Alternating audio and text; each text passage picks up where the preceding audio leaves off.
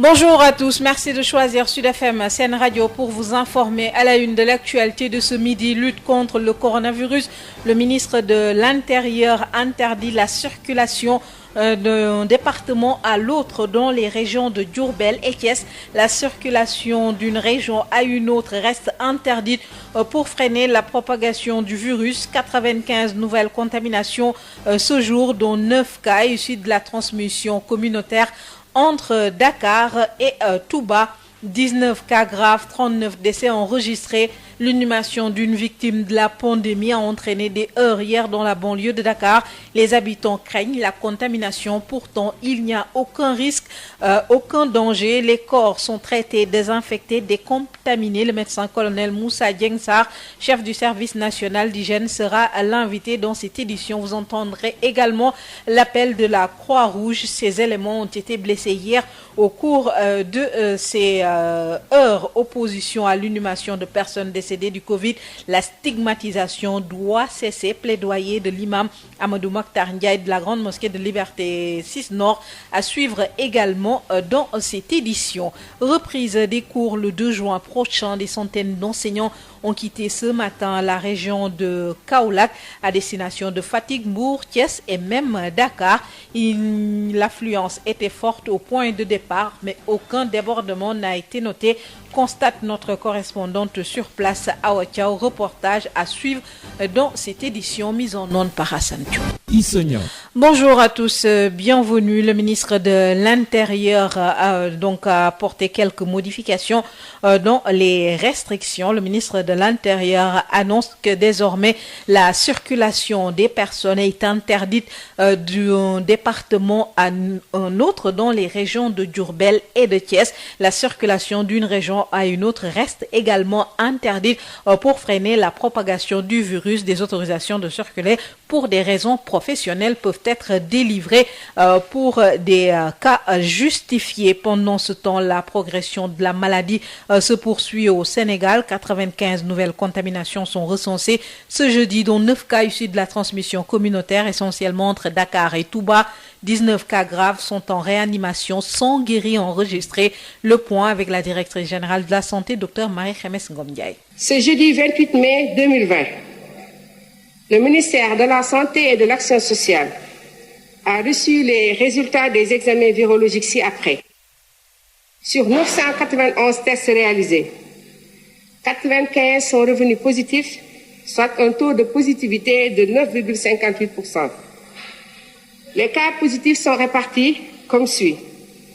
86 contacts suivis par nos services, 9 cas issus de la transmission communautaire, répartis entre zone de captage 1, Castor 1, Benetali 1, Gibraltar 1, Golfe Sud 1 et Touba 4. 100 patients hospitalisés ont été contrôlés négatifs et déclarés guéris. 19 cas graves sont pris en charge dans les services de réanimation des hôpitaux. L'état de santé des autres patients hospitalisés est stable. À ce jour, 3348 cas ont été déclarés positifs, dont 1686 guéris, 39 décédés et donc 1622 sous traitement. Le ministère de la Santé et de l'Action sociale exhorte les populations au respect strict des mesures de prévention collective et individuelle. Docteur Marie-Khémesse Ngom Ndiaye, directrice générale de la santé, qui faisait le point ce matin. 95 nouvelles contaminations recensées, dont 9 issues de la transmission communautaire, essentiellement entre Dakar et Touba. 19 cas graves en réanimation, 100 guéris enregistrés. 39 décès depuis le début de la pandémie au Sénégal. Hier, des habitants à Yamagan Sikambao se sont opposés à l'inhumation d'une victime du coronavirus Covid-19 et des habitants qui craignent une contamination. Pourtant, il n'y a pas de danger pour les corps sans vie. Ils sont traités, décontaminés, désinfectés, mis dans des sacs mortuaires et dans la procédure, les membres de la famille sont exclus de la manipulation pour justement éviter la contamination. Seul le personnel de santé est habilité à le faire. C'est la Croix-Rouge qui assure la mise sous terre. Le chef du service national de l'hygiène rassure. Le médecin-colonel Moussa Dieng-Sarr nous explique la procédure au micro d'El Hadj Malick Ndiaye. Je ne vois vraiment pas qu'est-ce qui pourrait constituer un souci pour ces communautés qui vivent dans l'environnement où ces cimetières se trouvent par rapport à la transmission de la maladie pour un corps sans vie qui doit être inhumé dans ces cimetières. Franchement, je ne vois pas. Pourquoi je le dis? Parce que le corps sans vie qui quitte l'hôpital, c'est un corps qui a été vraiment traité, désinfecté, décontaminé, mis dans les sacs mortuaires. Et mieux, vraiment pour écarter tout souci de contamination auprès de la communauté, les procédures opérationnelles normalisées que nous avons même élaborées excluent la manipulation de ce corps, même sous quelque prétexte que ce soit, par les membres de la famille. Donc, ils ne les touchent même pas. C'est le personnel de santé, du début à la fin du processus, qui manipule ce corps. Quand je parle du personnel de santé, bon, c'est le personnel de soins, mais également les équipes d'hygiène, les sapeurs-pompiers et la Croix-Rouge. Et dans ce circuit-là, il n'y a que les équipes de soins, les équipes d'hygiène qui décontaminent le corps, les sapeurs-pompiers qui les mettent dans leur ambulance, qui les transportent jusqu'au niveau du cimetière, et les éléments de la Croix-Rouge qui assurent la mise en terre. Donc, voilà tout le processus. Aucun membre de la famille ne manipule le corps. Donc, dites-moi, quelle pourrait être vraiment la source de contamination au niveau de ce circuit qui a été établi? Mais aucun. Vraiment aucun. Donc moi je dis que vraiment je voulais vraiment profiter de votre antenne pour demander à nos chers compatriotes de quand même savoir raison garder. Parce que bon, quand même, je pense que la morale ne devrait pas vraiment pousser les gens à avoir ces types de comportements. Parce que quand même, un concitoyen qui meurt, utile de cette maladie, quand même, a le droit d'être inhumé dignement et d'une manière sécurisée. Donc moi, je les appelle à la raison. Le médecin-colonel Moussa Dieng-Sarr avec El Hadj Malick Ndiaye, chef du service national de l'hygiène, il sera notre invité ce 12h. La directrice de la Croix-Rouge réagit également suite aux incidents survenus hier lors de l'inhumation d'une victime du coronavirus à Diamaguène Sicap Mbao dans la banlieue de Dakar. Des volontaires de la Croix-Rouge ont été blessés. La directrice de la Croix-Rouge regrette cette situation, appelle les populations à la retenue tout en rappelant que les volontaires respectent à la lettre le protocole d'enterrement. Un enterrement digne et sécurisé. Bafouba, la présidente de la Croix-Rouge sénégalaise au téléphone de Ndeye Mariam Ndiaye. Les volontaires, depuis le début de la pandémie, ont toujours procédé à la mise en terre des décédés de la COVID-19. Donc, et c'est malheureusement hier soir que l'incident s'est produit. Et nous sommes préoccupés par cette situation parce que ce n'est pas seulement à Dakar que les enterrements ont lieu.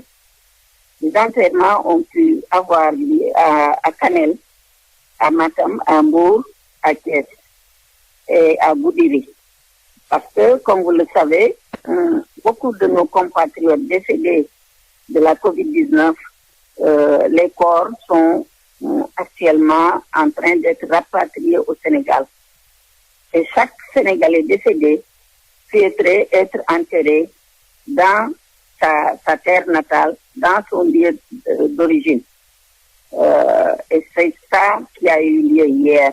C'est quelqu'un qui est décédé, qui habitait Sicap Diamaguène Mbao, qui a été enterré là-bas, et les populations ont cru devoir s'attaquer aux véhicules de la Croix-Rouge et des sapeurs-pompiers.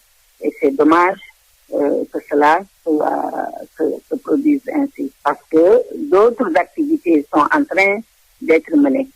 C'est peut-être la seule activité funèbre que l'on a notée où nous avons reçu des attaques, mais d'autres activités sont en train d'être menées sur le terrain.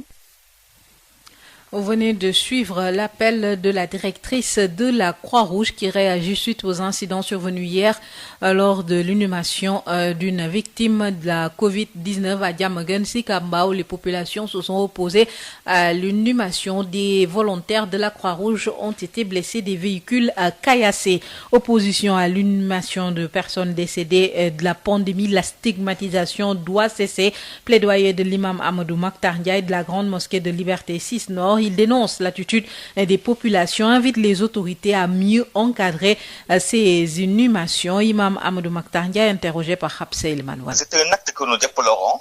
Vous savez, le fait de s'opposer à l'inhumation d'un musulman, en particulier d'une personne morte de coronavirus, est contraire, si vous voulez, aux enseignements du prophète Mohammed alayhi salam. C'est un acte que nous déplorons en tant qu'acteurs religieux et de grâce, arrêtons la stigmatisation, surtout en cas de décès lié au coronavirus. Nous sommes tous des Sénégalais et il y a de ces comportements que nous devons bannir au sein même de notre société. Vous savez, tout musulman qui meurt, et quelle qu'en soit, si vous voulez, la nature et les circonstances de son décès, doit être inhumé dans le respect strict, n'est-ce pas, des lois établies par la législation islamique. Et dans de pareilles situations de coronavirus, les autorités doivent prendre toutes les mesures nécessaires pour que l'inhumation se fasse, si vous voulez, en toute intimité familiale et en toute sécurité, avec bien entendu l'encadrement des agents de la Croix-Rouge, n'est-ce pas, du service d'hygiène, des sapeurs-pompiers et des forces de sécurité, pourquoi pas, afin que de pareilles scènes d'opposition ou de violence ne se reproduisent plus, comme ce fut le cas à Malika avant-hier et hier à Diamaguène Sicap Mbao, n'est-ce pas? Sinon, cela peut dégénérer et nous mener, si vous voulez, dans des situations regrettables. Réaction recueillie par Habsaïl Manouane. Les Dakarois se prononcent également sur ces incidents notés à Diamaguène Sicap Mbao ou plus récemment à Malika. Des populations qui se sont opposées à l'inhumation de personnes décédées de la Covid-19, des citoyens qui déplorent et dénoncent cet état de fait. Tous interpellent l'État. Ismaël Marcel Koli. À Dakar, il n'est pas rare de voir des populations s'opposer à l'inhumation des personnes atteintes de Covid-19, une pratique que fustigent certains de nos compatriotes rencontrés dans les rues de Sacré-Cœur. Pour ce qui concerne quand même l'interdiction d'inhumer quelqu'un qui est atteint d'une maladie de coronavirus dans un cimetière, je ne partage pas cette envie. Pour moi, je trouve que c'est pas compatible avec notre religion. Quand on prône que le Sénégal est le pays le plus islamique de l'Afrique de l'Ouest et qu'on ça donne à ce genre de pratique, parce que le coronavirus est une maladie comme tout autre. Parce que quelqu'un qu'on doit enterrer à une certaine profondeur, mais il n'y a pas de contagion. Mais pourquoi interdire? Je trouve que c'est absurde. C'est pas humain, c'est pas religieux. Bon, ça, c'est pas humain déjà. Si c'était un de nos frères ou une de nos sœurs, on l'aurait pas souhaité pour elle, ni pour lui. Donc malheureusement, je suis vraiment désolée, mais il faudra faire la part des choses. C'est vraiment désolant. Pour ces derniers, il est temps que les populations sachent raison garder. Moi, vraiment, je suis contre cette pratique-là. Les gens n'ont qu'à revenir à la raison et savoir que quand on est mort, on est mort. Nous sommes beaucoup d'éons, c'est pas pour ça. Pour d'autres, l'État doit prendre ses responsabilités afin que ceux qui sont morts de Covid-19 puissent être inhumés comme il se doit. L'autorité doit prendre les responsabilités. Ils doivent prendre les responsabilités. C'est triste, mais c'est la réalité. Ils doivent prendre les responsabilités.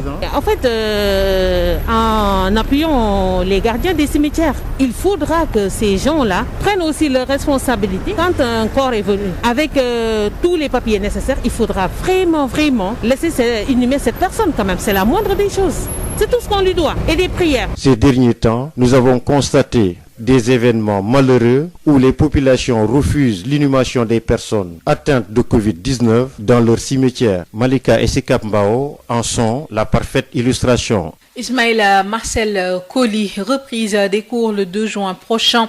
Des centaines d'enseignants ont quitté ce matin Kaolack, destination Fatick, Mbour, Thiès et Dakar. Même si l'affluence était forte au point de départ, aucun débordement n'a été noté.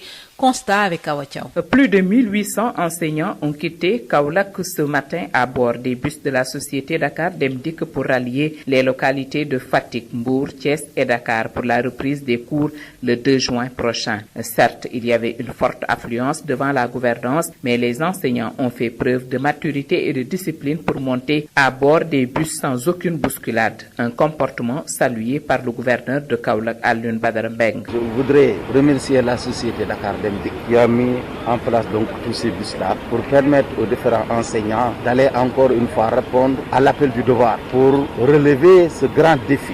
Certains esprits peut-être plus ou moins pessimistes croient que c'est impossible. Si c'est bien possible, si on le veut, pour cela il faut s'armer vraiment de discipline et surtout de courage. Je crois qu'avec la discipline, avec le courage, on peut tout réaliser. Ces enseignants qui regagnaient leur lieu de travail devaient juste montrer quelques justificatifs avant de prendre place à bord des véhicules, comme le rappelle d'ailleurs l'inspecteur d'académie de Kaolack, Siaka Goudiaby. Le premier élément de justification, ce sont les SMS reçus de Siemens. Ceux qui ont reçu des SMS, ils n'ont qu'à présenter les SMS, c'est valable, c'est une preuve. Deuxième preuve, ce sont les laissez-passer, que vous-même vous avez générés et imprimés au niveau de la plateforme de Siemens. Que vous les ayez imprimés ou bien que vous les ayez sur votre smartphone, c'est valable. Troisième preuve, ce sont les justificatif purement administratif, ordre de service et autre chose. C'est une preuve valable qui est d'actualité. Et enfin, si tout cela n'est pas réuni, vous allez décliner votre identité. Nous allons nous donner la peine de vous chercher sur nos listes qui sont là. Ce sont des listes qui ont été générées par le ministère à partir des listes envoyées par les différentes académies.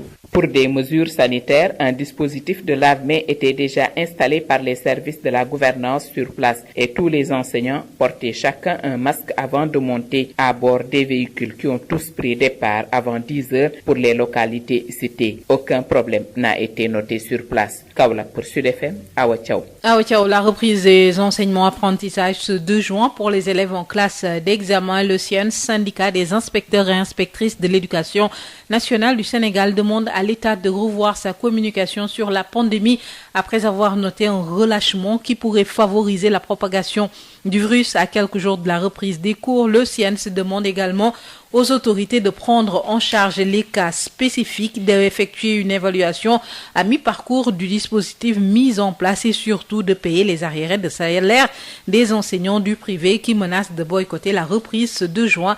Les précisions du secrétaire général du SIENS, El Kantarassar, joint par Mame Diarra Da Silva. Cela traduit aussi un relâchement quasi général qui n'augure rien de bon du point de vue de la lutte contre la pandémie et cela nécessite un regain de vigilance, nous avons dit, des partenaires sociaux pour un suivi et monitoring des autres étapes du processus, notamment une évaluation à mi-parcours pour corriger, une prise en charge des cas spécifiques parce qu'il y a beaucoup d'enseignants qui sont déplacés avec leur famille, des élèves maîtres qui sont déplacés, des élèves tout court qui sont déplacés et qui sont dispersés sur toute l'étendue du territoire national, des inspecteurs de l'enseignement qui s'étaient déplacés loin de leur lieu de service, qui ont les moyens propres de transport et qui sont soumis au régime général et qui ont du mal actuellement à rejoindre leur poste. Il faudrait aussi prendre en charge la situation du privé parce qu'avec cette reprise, certains établissements privés se sont déjà mis à réclamer les arriérés de paiement. La mise en place des conditions barrières sur la base d'un chèque disponible. Est-ce que tous les établissements sont actuellement prêts pour la rentrée? Il faudra qu'on puisse vérifier ça avec un outil harmonisé, standardisé. La nécessité d'assouplir les conditions de déplacement interrégionaux et intercommunaux. Il ne suffit pas de transporter l'enseignant dans la région, mais il faudrait peut-être qu'on lui facilite l'accès à son établissement. La nécessité de tester la réactivité de chaque entité à l'aune des dispositions du protocole sanitaire. L'aménagement de conditions efficaces de prise en charge des classes intermédiaires. On parle des classes d'examen. Qu'est-ce qu'on réserve précisément par rapport aux classes intermédiaires? Est-ce que ces classes-là passeront en classe supérieure? Selon quelles modalités?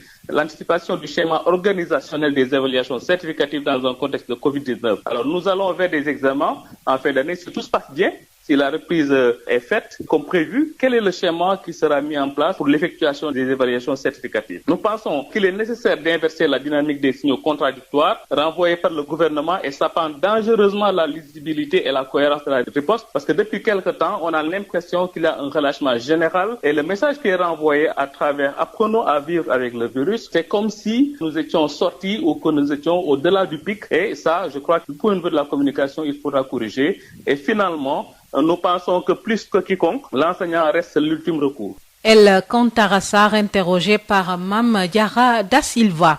Aide alimentaire, tous les ménages de la commune de Thilogne, sans exception, ont reçu leur kit alimentaire grâce à la cellule Fabo Thilogne Nébé. Les fils du terroir réunis autour de cette cellule ont offert des vivres aux 600 ménages recensés. L'objectif est de corriger quelques impairs constatés à Boahmandien. La commune de Thilogne a réussi la prouesse d'offrir des kits alimentaires à l'ensemble de ses 1042 ménages en cette période de crise sanitaire.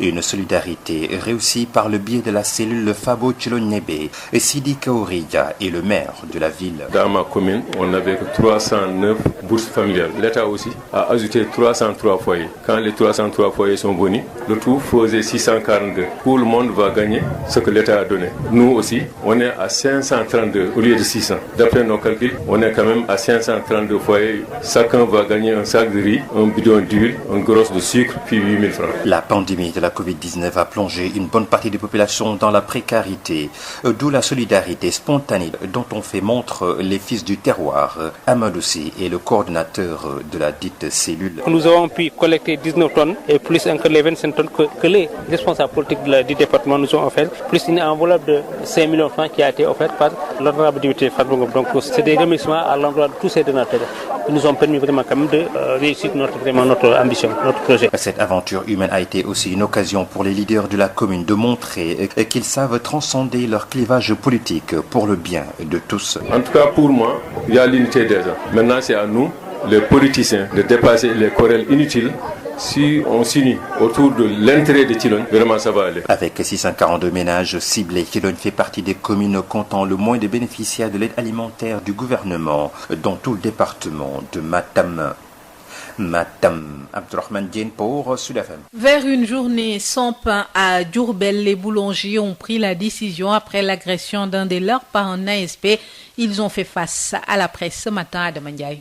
Les boulangers de Diourbel sont en colère suite à l'agression dont l'un d'eux a été victime lors d'une patrouille de la police. Bassirou Sène, puisque c'est de lui qu'il s'agit, a été tabassé devant les locaux de sa boulangerie par un agent de sécurité de proximité. Cheikh Diak est le président de l'association régionale des boulangers de Diourbel. On a des difficultés avec le couvre-feu, avec les policiers qui ont venu devant un boulanger collecte. Et on l'a tabassé devant tout le monde. Je pense qu'on a diffusé l'image au niveau national. Tout le monde a vu l'image. Il était assis devant sa boulangerie. C'est là où on l'a trouvé et on l'a tabassé. Je pense que les boulangers sont les mêmes droits que les médecins, ont les mêmes droits que les journalistes, ont les mêmes droits que les pharmaciens aussi. Parce que nous transformons notre produit en pain. Le matin, on le distribue pour que les gens mangent. Donc un médecin, avant qu'il soigne, il mange d'abord. Journaliste également aussi, un pharmacien, c'est pareil. Ces boulangers ont décrété 24 heures sans pain pour dénoncer cet état de fait. Non, la décision qu'on a prise aujourd'hui, demain, dans les 24 heures, demain il n'y aura pas de pain.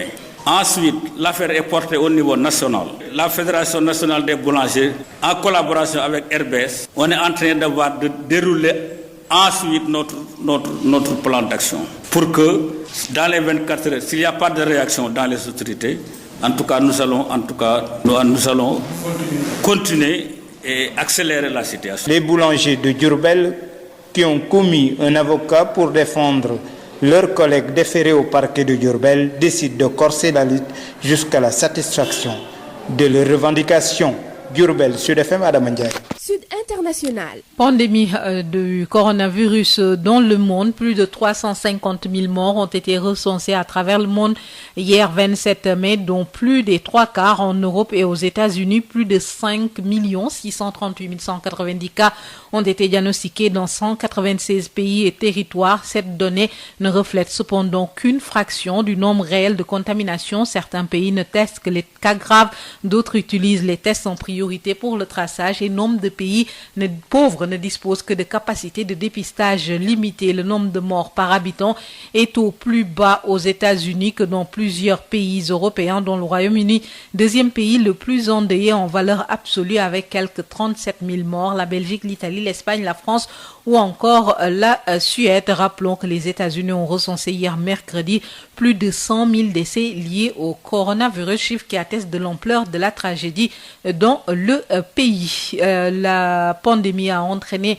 des impacts économiques, notamment avec cette hausse inédite du chômage en avril en France. 840 000 demandeurs d'emploi supplémentaires. Le nombre de demandeurs d'emploi en France sans aucune activité s'est accru de 22,6% en avril dans l'ensemble du territoire. Il s'agit depuis la mise en place en 1996 de ces séries statistiques d'une hausse sans aucun équivalent. Et puis, 7 membres des forces de sécurité afghanes ont été tués ce jeudi dans une attaque imputée aux talibans dans la province de Parwan, frontalière de Kaboul, selon des responsables au surlendemain de l'expiration d'un cessez-le-feu décrété par les insurgés. Terminons avec la situation en Côte d'Ivoire. Le gouvernement ivoirien a annoncé la révision des listes électorales à partir du 10 juin pour 2 semaines en prélude à l'élection présidentielle dont le premier tour est prévu le 25 octobre. Réuni en Conseil des ministres, le gouvernement a adopté un décret qui fixe cette révision sur la période du 10 au 24 juin conformément à la législation électorale nationale et sur proposition de la commission électorale indépendante, l'organe en charge de l'organisation des élections. Environ 11 000 centres d'enrôlement seront ouverts pour permettre aux requérants d'être plus proches possible de leur lieu d'inscription sur les listes électorales. Sud Midi, l'invité. Notre invité ce midi, le médecin-colonel Moussa Dieng Sarr, chef du service national de l'hygiène. Il répond à El Hadj Malick Ndiaye. La rédaction reçoit aujourd'hui le médecin-colonel Moussa Dieng Sarr. Vous êtes le chef du service national de l'hygiène. Alors dites-nous, quelles sont les dispositions prises par le service d'hygiène pour l'enterrement des personnes décédées du Covid-19? Bon, vous savez, M. Ndiaye, dans le cadre de la gestion de cette pandémie, au niveau du centre des opérations d'urgence sanitaire, il a été élaboré des procédures opérationnelles normalisées. Et ceci dans tous les volets de la gestion de cette pandémie, que ça soit le volet des prélèvements, dans le volet de la prise en charge des cas, dans le volet de la prévention et du contrôle de l'infection, où nous prenons le lead de ce groupe technique. Donc, vous voyez que dans ces procédures opérationnelles normalisées, il est écrit tout ce qui doit être fait et qui doit les faire. Et c'est dans ce cadre que nous travaillons dans le cas spécifique de la gestion des corps sans vie issus de la maladie du Covid-19, les rôles et les tâches que chaque structure de ce groupe doit mener. Et il s'agit particulièrement des éléments du service national de l'hygiène, mais également de la brigade nationale des sapeurs-pompiers et des éléments de la Croix-Rouge. Pour le cas spécifique du service d'hygiène, quel est son rôle dans ce processus? Bon, vous savez que le service national de l'hygiène, dans la prévention et le contrôle de l'infection, en fait, ça, c'est une partie une de nos missions dans le cadre de la gestion de cette pandémie. Bon, nous avons bien d'autres missions ailleurs, mais dans le cadre du contrôle de l'infection et de la prévention, tout ce qui tend à rompre la chaîne de transmission de la maladie d'une personne à une autre, c'est là où nous intervenons, avec des moyens techniques de désinfection, de décontamination. Et ceci au niveau des sites de traitement, mais également en dehors des sites de traitement. Donc là où la transmission peut se faire d'une personne à une autre, nous avons des interventions à mener. C'est la raison pour laquelle vous nous voyez dans les communautés, lorsqu'il y a un cas qui est dépisté dans une maison, nos équipes descendent là-bas pour faire la désinfection, la décontamination. Nous le faisons aussi dans certaines structures publiques, des établissements publics, mais également au niveau des espaces de grand rassemblement.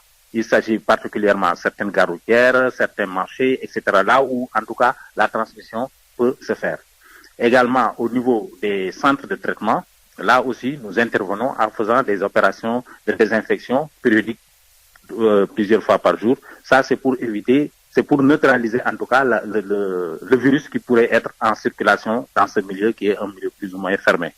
Mais également, nous veillons à la bonne gestion des déchets qui sont produits au niveau de ces centres de traitement jusqu'à leur élimination définitive. Parce que là aussi, les déchets qui sont issus des centres de traitement sont des déchets qui sont hautement contagieux, et là aussi, on veille à ce que le processus soit bien mené jusqu'à leur élimination sans risque de contaminer une autre personne qui est en dehors de ces sites de traitement. Aujourd'hui, est-ce que la crainte des populations est fondée? Bon, voilà, vraiment, moi, je m'étonne. Très sincèrement, je suis même étonné et à envie. Parce que lorsque j'ai vu vraiment une première réaction, ici d'abord dans Malika, bon, j'en ai vu encore à Diamaguène, Sikamba, bon, je me suis dit, mais qu'est-ce qui nous prend, quoi, nous autres Sénégalais? Parce que je ne vois vraiment pas qu'est-ce qui pourrait constituer un souci pour ces communautés qui vivent dans l'environnement où ces cimetières se trouvent par rapport à la transmission de la maladie pour un corps sans vie qui doit être inhumé dans ces cimetières. Franchement, je ne vois pas.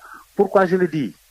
Parce que le corps sans vie qui quitte l'hôpital, c'est un corps qui a été vraiment traité, désinfecté, décontaminé, mis dans les sacs mortuaires. Et mieux, vraiment pour écarter tout souci de contamination auprès de la communauté, les procédures opérationnelles normalisées que nous avons même élaborées excluent la manipulation de ce corps, même sous quelque prétexte que ce soit, par les membres de la famille. Donc, ils ne les touchent même pas.